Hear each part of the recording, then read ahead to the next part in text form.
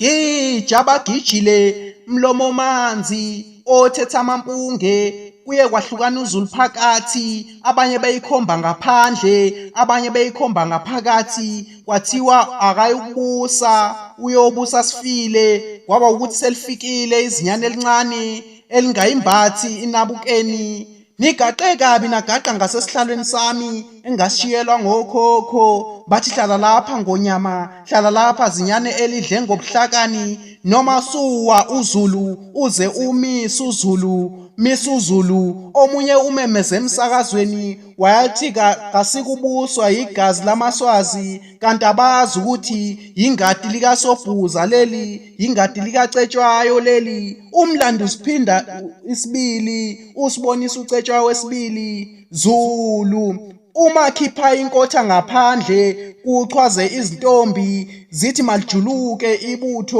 ibutho laphansi kwaNongoma, inkothane ngokukhotha izitsha zikayise nozokhokho zize zimfanele wena weZulu bayede.